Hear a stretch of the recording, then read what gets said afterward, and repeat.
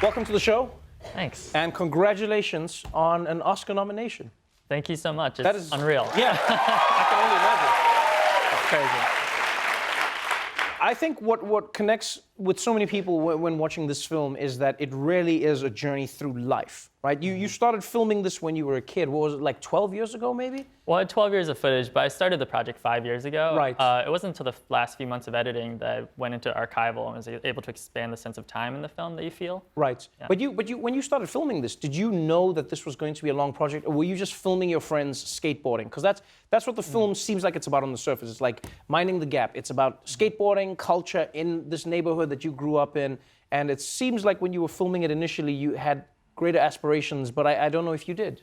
Well, I did. I think, so much of documentary storytelling is in the edit, so a lot of it was just reverse engineered. So skateboarding and that love of skateboarding just becomes the Trojan horse for, all these other issues to emanate out of. So. And the issues in this documentary are really gripping. I mean, at one point you're just watching a bunch of kids skateboarding, and then you're seeing them and they've grown up, and you these are your friends as well.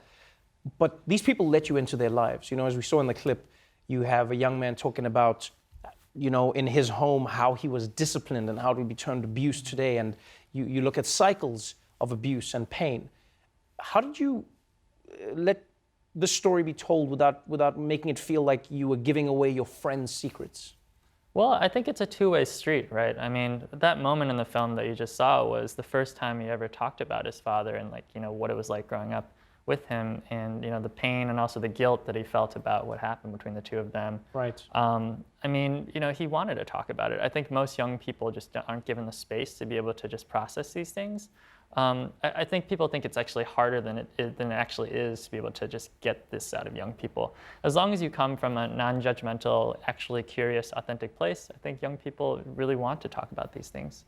Many people have said that this film is one of the greatest, observations into America as a whole. It's not just about this town, it's about almost every town. Why do you think it connected in the way it did?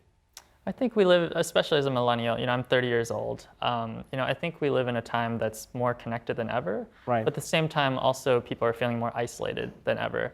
I think the film really gets at that thesis. By the end of the climactic, character arcs that we get to, you feel a sense of just how alone everyone feels and how misunderstood they feel. Despite all the friends, despite all the chosen family members that they've gotten and that they've connected with, I think everyone just they don't feel heard. So. Right. Have any of your friends watched the film? Yeah, we showed. So I told them early on that we were going to show them the film even before we picture locked, to give them just one chance to see in context the story, and so they could tell me, hey, you didn't get this right, or I don't want this represented this way. Right. So, I think that's what helped me also, in terms of just getting at these secrets that you talked about, because I knew, once we get to a certain point, they'll see it all in a story, and that way, things and these moments and these things that they're giving away aren't stilted in a way where, they feel like, oh my God, I'm scared of this moment exactly, but no, this is just part of my journey. So when we showed them all the film, they were all on board, because I think they felt like there was a sense of being included in the process along the way. It's really come through as well, because the film has done well with all audiences. It has 100% on Rotten Tomatoes.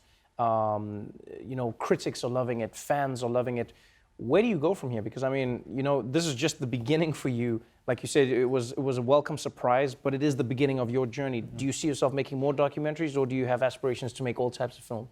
I think it's all downhill from here. I think it's all abject failure. Next year I'll be getting the least improved filmmaker award.